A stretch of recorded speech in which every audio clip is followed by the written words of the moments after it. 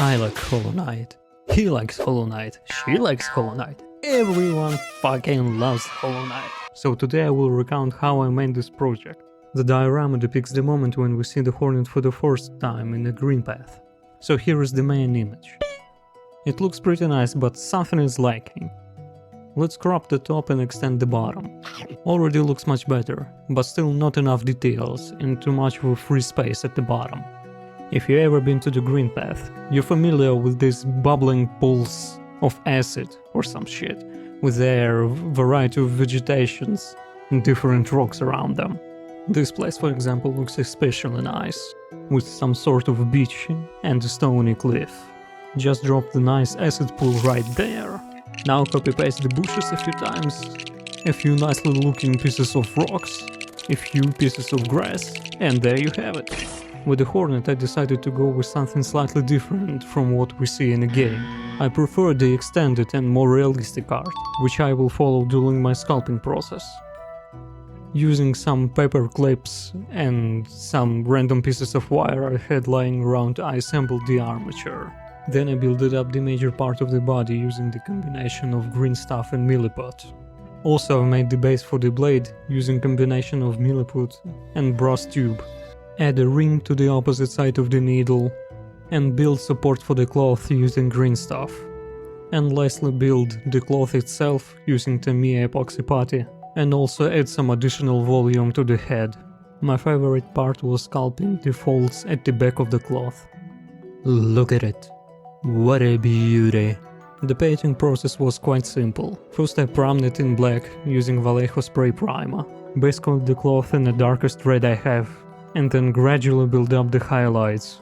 Looks like a nice piece of candy. Base coat the head in a bone tone, and gradually push it to almost white. Do not use pure white though. My brightest highlight was Vallejo off-white. And for the needle a nice gradient, from light grey to off-white. Then cover everything in a matte varnish to protect it from your greasy little fingers. Fucking perfect. For the base I used a wooden cube as a plinth. I built up a shore using a cork and made an approximate structure of the bridge using steel wires and pieces of plastic art. Then I covered this shit in milliput. Gradually I've built up details of bridge itself and the rocks on the bottom using milliput.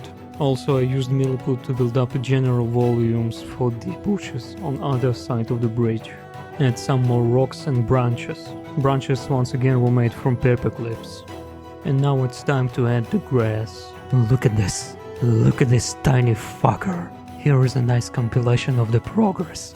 Oh yeah, it looks so pretty. There is more and more grass. After finishing this tedious, itty bitty tiny fucking grass one by one in a week. The next step, you wanna know what the next step was? Hundreds upon hundreds, teeny tiny fucking individual pieces of leaves. Look at it. Looks like a lot, doesn't it? No, it's not. It's not even enough to cover 10% of the surface. But to be completely honest, it was pretty fun experience. I would even say quite meditative. Then I simply glued them in layers. I don't even know how many leaves I've made. But the number is definitely almost approaching 1,000. And the last piece of flora for this diorama are vines. I've made them using leftovers from green stuff in milliput, rolling them into thin and long cones. And at this point, life was perfect. So I obviously wasn't allowed to have such a nice result. After priming, the vines that were made out of the green stuff simply bended. For some time I considered just ripping them off and replacing them, but in the end I decided against it, since the chances are I just was to create even more problems for myself. The painting process was quite straightforward. Start with the darkest greens and slowly build up highlights, keeping in mind that I want attention to be concentrated on the upper part of the miniature. For some nice vibrant green and to represent some moss that built up over the time on the rocks. I used a bright green pigment. Quite interesting color scheme for the bushes, since in the game the darkest area represented with the dark violet and the brightest with almost yellow. At the last step I used clean resin mixed up with some green paint to represent the muddy water or acid, and also added some glass beans to the top layer to represent the bubbling effect. And here you have it, a simply to make Hornet in Greenpath diorama. I was quite happy with the result and the process, since I've never partook in anything like that before. Maybe if I was smart about it, I would have finished it maybe in half of the time spent. But it's not about...